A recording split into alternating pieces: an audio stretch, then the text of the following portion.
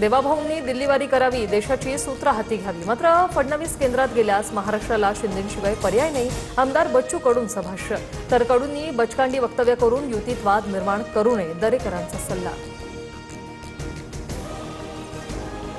फडणवीस केंद्रात गेल्यास बावनकुळेंकडे सूत्र येतील. शिंदे पुन्हा सीएम होणार नाही. महाजनांचाही रेकॉर्ड खराब. स्वतः फडणवीस बावनकुळेंची शिफारस करतील.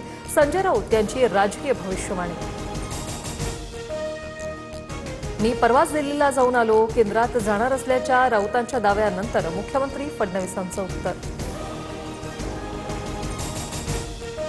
दिल्लीतून मुख्यमंत्री बनवण्याचे अधिकार संजय राऊतांना मिळालेत वाटतं. बावनकुळे मुख्यमंत्री होणार असल्याच्या राऊतांच्या दाव्यानंतर मंत्री गिरीश महाजन यांचा टोला.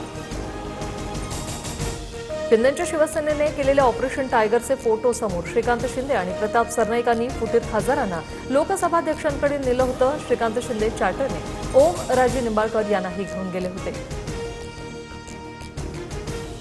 मोर्शीतील शोध मोहिमेदरम्यान 8 पैकी 3 जण दिसले. तिघांनाही बाहेर काढण्याचा प्रयत्न सुरू. या दुर्घटनेत एकाचा मृत्यू तर 9 जणांची सुखरूप सुटका. मुख्यमंत्री फडणवीसांकडून पुण्यात दुर्घटनेचा आढावा. हिंगोली जिल्हा पुन्हा भूकंपाने हादरला. अनेक गावांना भूकंपाचा धक्का. 3.5 रिश्टर स्केल इतक्या भूकंपाची नोंद. सुदैवानं कोणतीही जीवितहानी नाही. मुंबईतील उकाड्यात वाढ. तापमानाचा पारा 32 अंश सेल्सिअसवर. पुढील काही दिवस पारा आणखी वाढण्याची शक्यता. ठाणे जिल्हा बँकेवर महायुतीचं वर्चस्व कायम. भाजप प्रदेशाध्यक्ष रवींद्र चव्हाण आणि उपमुख्यमंत्री एकनाथ शिंदे यांची रणनीती यशस्वी. जिल्हा बँकेचे अध्यक्ष आणि उपाध्यक्षपद महायुतीकडे.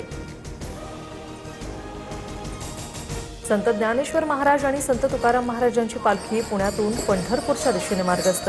दिवेघाटात भक्ती, निसर्ग आणि वारकऱ्यांचा अप्रतिम संगम. ज्ञानोबांच्या पालखीची सासवडमध्ये तर तुकोबांच्या पालखीचा लोणी काळभोरमध्ये आज मुक्काम असणार.